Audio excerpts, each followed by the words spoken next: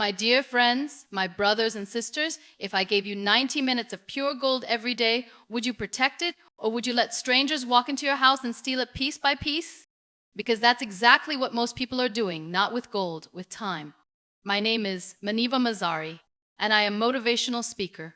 If you are new at my channel, subscribe and start a new journey with me. You wake up, open your phone for just 2 minutes, and suddenly 47 minutes disappear like socks in a washing machine. He didn't even enjoy it. What even enjoy? And then you say, I don't have time to work on myself. You don't have time, or your time has too many thieves. If distraction were a sport, most people would be Olympic champions. Now listen carefully, because this sounds simple, almost stupidly simple, but it's powerful. The human brain works best in focused bursts of about 90 minutes, not 10, not 4 hours, about 90. After that, it gets tired, cranky, and starts craving nonsense. That's why after long meetings, people don't want to solve problems. They want coffee, gossip, or to quit their job. Think about it. Movies are around 90 minutes. Because even Hollywood knows you can't hold attention forever. University classes? 90 minutes. Soccer halves? 45 minutes twice. Even your favorite Netflix episode, after about an hour and a half of binging, you're scrolling again, asking, why am I still awake? But we ignore this rule every day. We sit at our desk for 8 hours and feel guilty when we're exhausted. That's like blaming your phone for dying after you never charge it. Look at someone like Elon Musk. He runs multiple companies, rockets, cars, satellites, IA. If he tried to multitask everything at once, he'd explode before the rocket does. He blocks focus time. When he works, no half attention. Or take Serena Williams. When she trained, she didn't scroll between serves. She didn't say, let me check Instagram between backhands. Focus is not talent. Focus is a decision. A student who studies 90 focused minutes beats someone who studies 5 hours with notifications. An entrepreneur who works 90 deep minutes beats someone who's busy all day answering emails. Busy is not productive. Busy is often just organized distraction. Let me give you a simple picture. If your day were a pizza, most people are eating one crumb from every slice. They taste everything, but they finish nothing. The 90-minute rule is different. You take one slice and you finish it completely. That's why some people move forward so fast, not because they have more hours. They have more focus per hour. Because the brain has a funny rule. It takes time to warm up, like an old computer. The first 20 minutes, you're slow. The next 20 minutes, you start thinking. After 40 minutes, you enter the zone. But most people quit at minute 18. Imagine going to the gym, lifting the weight halfway, then putting it down and saying, why am I not strong yet? You don't lack intelligence. You lack uninterrupted time. I once met a young founder who told me, I work 14 hours a day. I asked him, how many hours do you actually focus? He laughed and said, maybe 2. That's the secret nobody wants to admit. Success isn't about working long. It's about working deep. And this applies to everything, not just work. Studying? One 90-minute focus session beats an entire distracted afternoon. Gym? Ever notice the best workouts aren't the longest ones? Learning a skill, languages, coding, music, 90 minutes of immersion beats 5 hours of half attention. Even relationships. Ever had a 15-minute conversation where the other person is fully present? No phone, no rush. Feels better than 3 hours with someone who's listening while scrolling. You don't need to change your whole life overnight. You don't need a new personality. You don't need 12 productivity apps and 4 planners. You need one decision every day. I will protect 90 minutes like it is my future, because it is. Tomorrow, pick one important thing, just one. Set a timer for 90 minutes. Remove everything else. Tell the world to wait. And once you experience what real focus feels like, you'll never want to go back to fake productivity again. This is just the beginning, because once you understand how to work with your brain instead of against it, everything changes. Now, here's where most people misunderstand this rule. They think 90 minutes means sit down, work hard, suffer, be serious. No, 90 minutes is not punishment. It's freedom. Because here's the funny thing. People will scroll for 3 hours without blinking but complain if they have to focus for 30 minutes. Have you noticed this? You can watch an entire season of a Netflix show in one night, 8 episodes, no bathroom break. But when it comes to improving your life, your brain suddenly says, I'm tired, or just untrained. But if you train it, It sits, it listens, it works with you instead of against you. Look at someone like Keanu Reeves. People see the fame, the movies, the success, but what they don't see is the discipline behind the scenes, learning scripts, rehearsing scenes, training for action roles. That level of preparation doesn't happen in 5 distracted minutes. It happens in focus blocks where nothing else exists. Or think about Cristiano Ronaldo. When he trains, he doesn't check his phone between every sprint. Imagine him running halfway and saying, "Wait, let me reply to this meme." It sounds ridiculous, right? But that's exactly how most people treat their goals. Half effort, half attention, half commitment. Then they wonder why results are also half. The 90-minute rule is powerful because it removes the enemy you don't see: fragmented attention. Fragmented attention is like trying to cook 10 dishes at the same time on one small stove. Everything burns. Nothing tastes good. And here's the twist: you don't even need motivation for these 90 minutes. Motivation is unreliable. It wakes up late and calls in sick often. What you need is a trigger. Same place, same time, same start action. You sit down, you start. You don't negotiate with yourself, because negotiation is where dreams go to die. You say, "I'll start after coffee, then after breakfast, then after checking messages, then after one video." Then suddenly it's night. And you promised tomorrow again. Tomorrow is the most crowded place on earth. Everyone lives there. Nobody arrives. 90 minutes breaks that cycle. It says, not tomorrow.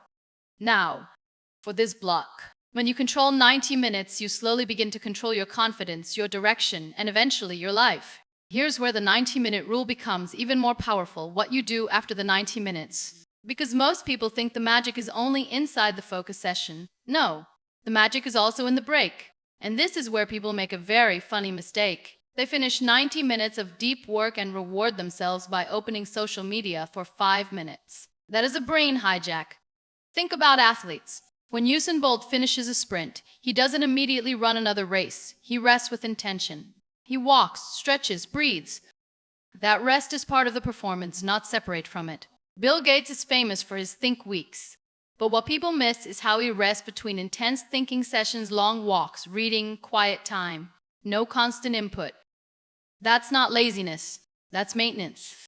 Here's the rule for breaks. Do something that uses your body, not your brain. Walk, stretch, shower, look outside, make tea slowly. Because during deep focus, your brain is like a high-performance engine. If you keep revving it without cooling down, it overheats. And then you say, "Why am I burned out?" From work. You're burned out from never truly resting. Here's something most people don't realize. Your best ideas rarely appear while you're staring at the screen. They appear when you step away. Ever notice this? You struggle with a problem for an hour, nothing. You go take a shower. Suddenly your brain says, "Oh, by the way, here's the solution." That's not magic. That's your subconscious finally getting space to breathe. Many creative people use this intentionally. Albert Einstein used to walk for long stretches after intense thinking, not because he was bored, because he knew the mind needs rhythm. Focus, release, focus, release. The 90-minute rule is not work like a robot. It's work like a human who understands energy. A break is not an escape from your life. It's a bridge to the next focus session. If you disappear for 2 hours, your brain has to re-enter from zero. That's why 15-30 minutes works best. Long enough to reset. Short enough to keep momentum. So after your 90 minutes, step away like a professional, not like someone escaping a prison. You're not running from work. You're preparing for the next round. Because when you come back, your brain is sharper, your energy is higher, and your resistance is lower. The cycle becomes powerful. 90 minutes of deep focus, 15-20 minutes of real rest, then repeat when needed. Now, let's talk about real life. Because everything so far sounds great until reality shows up. You don't live in a monastery. You have messages. You have people. You have kids, noise, unexpected problems, and a brain that sometimes just doesn't cooperate. This is where most people say, the 90-minute rule is nice, but it's not realistic for me. Good news, it is, if you stop trying to make it perfect. First, here's the truth nobody says out loud. Your 90 minutes don't have to be continuous in one physical place. They have to be continuous in intention. A single mom I know couldn't get 90 uninterrupted minutes. Impossible. So she split it into 2 protected blocks. 50 minutes early morning, 40 minutes later in the day. Same task, same focus, No switching, same result. Perfection is not required. Commitment is. Next, but you can control your response. You can't eliminate them, but you can control your response. When you're interrupted, don't mentally abandon the task. Handle the interruption, then return immediately. No wandering. No, since I'm already here, let me check something. A surgeon once said something powerful. After an interruption, he mentally restates the last step he completed before continuing. Simple but effective. It snaps the brain back into the task. You can do the same. Before you start your 90 minutes, write one sentence. When I return, I continue from here. It sounds small, but it saves massive energy. Now, about workplaces that don't respect focus, Sheryl Sandberg blocked chunks of time labeled no meeting on her calendar. High-level work requires silence. If you don't defend it, no one else will. And if your environment is noisy, use rituals. Same place, same time, same setup. Your brain learns fast. Ritual tells it it's time. Athletes do this before competition. Musicians before performance. You can do it before focus. The 90-minute rule doesn't change your life in one day.